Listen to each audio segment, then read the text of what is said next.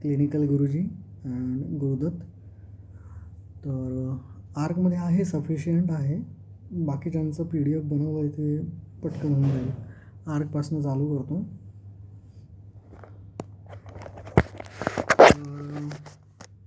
लीड्सची position दिले. मी आता सगळं वाचत बसत नाही, let it be. Measurement of heart rate दिलं आहे. 3 मेथड्स आहेत. स्मॉल स्क्वेअर असेल तर 1500ला भागायचं, मोठे स्क्वेअर 300ला भागायचं, किंवा एक स्ट्रिप जी आहे ही लांब, ही 6 सेकंदाची असते, तर मग तिला 10ने गुणायचं. ॲक्सेस कॅल्क्युलेशन आहे. नॉर्मल 30 ते 90 आहे. 1 आणि VF याच्यात बघायचं. सिम्पल कॅल्क्युलेशन आहे. जर लिव्हिंग असतील तर लेफ्ट, नॉर्मल दोघे अपराईट असायला पाहिजे, कारण की 1 इकडे येतो, VF इकडे येतो, दोघांमध्ये पॉझिटिव्ह रिफ्लेक्शन आहे, तर नॉर्मल आहे. दोघं एकमेकांना रीचिंग असेल तर राईट आहे. दोघं डिप्रेस्ड असतील म्हणजे या दोघांच्या अपोजिट जातो इकडे, म्हणजे एक्स्ट्रीम राईट आहे.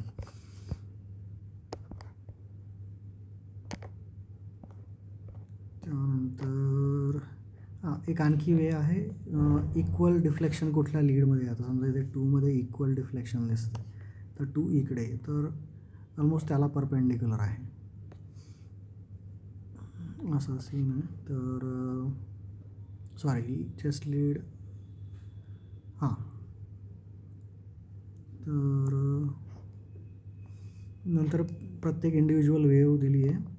P वेव्ह 3/3 याच्यावर नको असेल तर मग ठीक आहे, आपण ते इंडिव्हिज्युअल आल्यावर घ्यायचं का. हां ठीक आहे, तेव्हा बघू. PR लेस दॅन 5 असायला हवा, 5 स्मॉल स्क्वेअर किंवा 0.2 सेकंड्स. तर इथे सगळं काही विसरलं तरी एक गोष्ट लक्षात ठेवायची की 25चा स्पीड आहे, तर त्याच्यामुळे मग ते 0.04 पर स्मॉल स्क्वेअर येतं, किंवा 0.2 पर लार्ज स्क्वेअर येतं मेजरमेंट. QRS लेस दॅन 4 असायला हवा, सॉरी 3, लेस दॅन 3. हा लेस दॅन 3, हा लेस दॅन 5 PR. आणि QRS पण 3ने कमी असायला हवा. QT इंटरवल 444 असं लक्षात ठेवू शकतो, किंवा लेस दॅन 11 स्क्वेअर.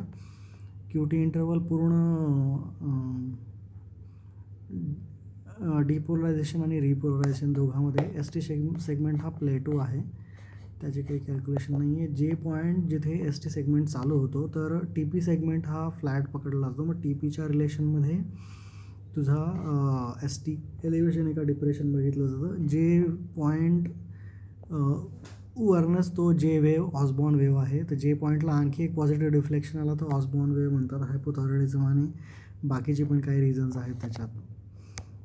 तर Pचे 2 मॉर्फॉलॉजी बघून घेऊ. ही डायग्राम चांगली आहे इकडे.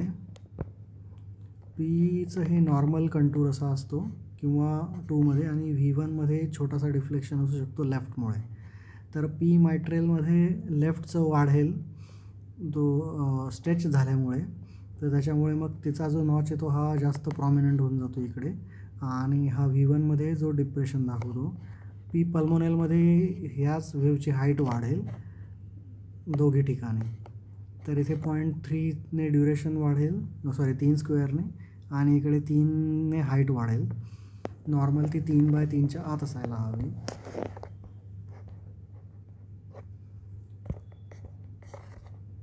नंतर टी वेव्ह बघ, टॉल टी वेव्ह आहे तर MI आहे. टी इन्व्हर्जन हा स्ट्रेन पॅटर्न आहे, तर इथे चूक नाही व्हायला पाहिजे. किंवा Q वेव्ह MIमध्ये, तर हा फरक आहे. MI दोघी MIमध्ये आहे, पण जो ST एलिव्हेशन MI आहे त्याच्यात टॉल टी वेव्ह असतात. आपण MIचं इव्होल्युशन वाचून घेऊ. चला ते आधी करून घेऊ, स्ट्रेन आणि MI.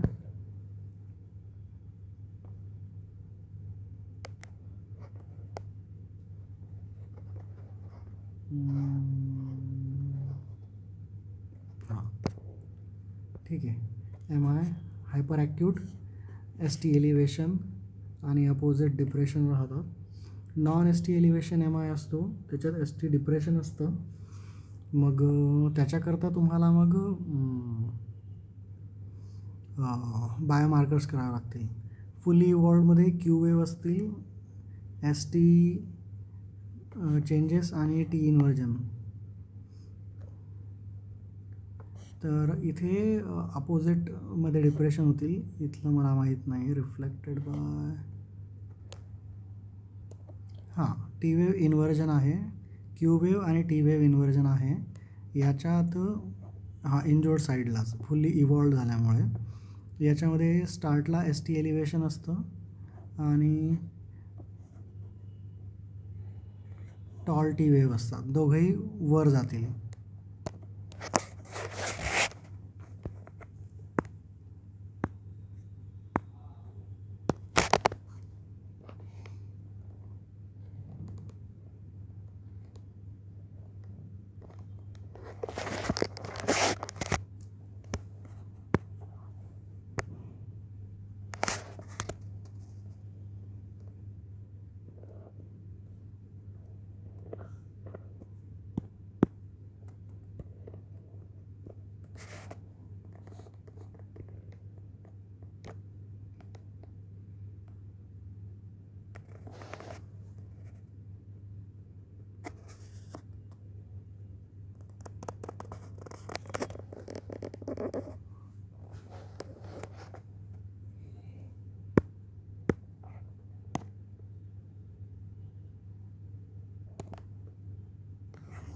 तर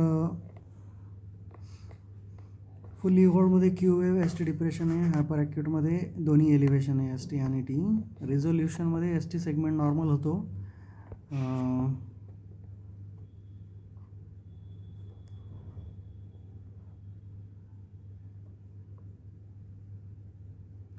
आणि रेसिप्रोकल चेंजेस होऊ शकतात म्हणतोय तो. अनइंजॉर्डमध्ये टॉल टी वेव्ह होतो रिझोल्युशनमध्ये, आणि क्यू वेव्ह मे परसिस्ट.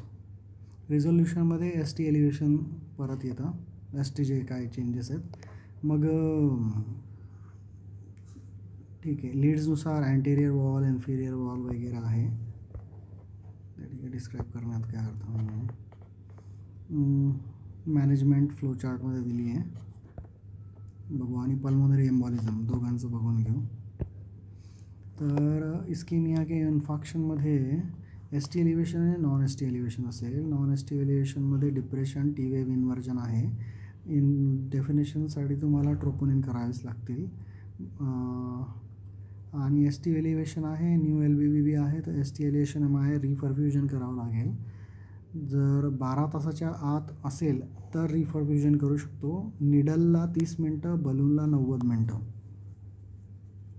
म्हणजे फायब्रोनोलायसिस 30 मिनटात करायचं आहे, किंवा बलून अँजिओप्लास्टी करायची तर 90 मिनटात करायचं आहे. 12 तासावर उलटून गेलेत मग तुम्हाला एनटीजी हे पॅरेन असं द्यायचं आहे. पेशंट आल्यावर आधी तुम्हाला ABC, CPR, डिफिब हे द्यायचं आहे. ॲस्पिरिन फक्त, क्लोपिटॅब नाही आहे, क्लोपिडोग्रेल नाही आहे. O2, NTG, morphine. O2 94च्या खाली आहे तरच, आणि बाकी पण सोबत पाठवायचं आहे. Marker, electrolytes, coagulation, X-ray. जर नॉन स्पेसिफिक चेंजेस आहे तर लो किंवा इंटरमिजिएट रिस्क आहे तर ॲडमिट करा, फर्दर इव्हॅल्युएट करा. पल्मोनरी थ्रॉम्बोएम्बोलिझमच्या फ्लो चार्टमध्ये प्रोबॅबिलिटीनुसार त्याने क्लासिफाय आहे. तर डी डायमर करा, कारण की ते इझी आहे ब्लड टेस्ट हे करायला. ती पॉझिटिव्ह आली तरच CTPA करा. जर हाय प्रोबॅबिलिटी आहे तर मग CTPA करायचं. CTPA जर पॉझिटिव्ह आला तर मग ट्रीटमेंट अँटीकोॲग्युलेशन आणि फायब्रोनोलायसिस हीच आहे. अनस्टेबल आहे पेशंटला, तुम्ही डी डायमर करायचा पण वेळ नाही आहे तर मग 2D इको करा. RV डिस्फंक्शन आहे तर मग CTPA करा कन्फर्म करायसाठी. RV डिस्फंक्शन नाही आहे तर मग दुसरे कॉजेस शोधावे लागतील. तर ST एलिव्हेशन MI आहे, तो ST एलिव्हेशन होतो. नॉन ST एलिव्हेशनमध्ये फक्त पार्शल ऑक्लुजन असतं, फक्त सब एंडोकार्डियल इस्केमिया असतो. त्याच्यामुळे मग ST डिप्रेशन असतं इस्केमिक लीड्समध्ये, आणि टी वेव्ह इन्व्हर्जन असतं, आणि ST एलिव्हेशन दिसणार नाही, आणि नॉन स्पेसिफिक चेंजेस असू शकतात. नंतर स्ट्रेन पॅटर्न आहे ST depression T wave inversion. हेच आपलं NSTMI सारखंच आहे. LVH RVH मध्ये दिसतो तुम्हाला, त्या लीड्समध्ये दिसणार. त्याचं मेकॅनिझम आहे की मास वाढला की अल्टर्ड रिपोलरायझेशन होतं. आपला तुझा ST आणि T रिपोलरायझेशनच दाखवतो आहे ना, आणि सब एंडोकार्डियल इस्केमिया, ज्याच्यामुळे तुझं ST आणि T वेव्ह इन्व्हर्जन होतं आहे.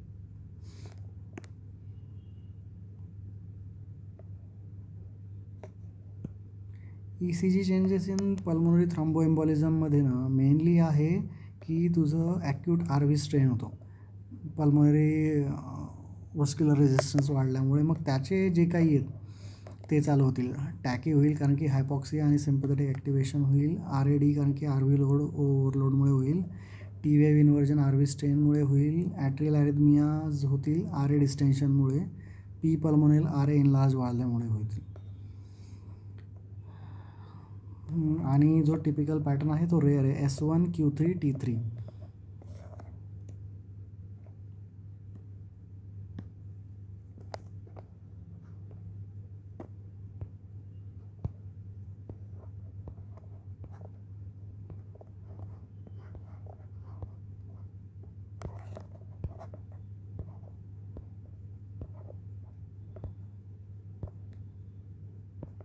ठीक आहे, कुठवर आलो आपण? स्ट्रेन पॅटर्नवर आलो. नंतर बंडल ब्रांच ब्लॉक. ठीक आहे, व्हिडिओ 11 मिनटाचा झाला आहे. मी दुसरा व्हिडिओ चालू करतो. लेंथ एक्सेसिव्हली वाढवत नाही.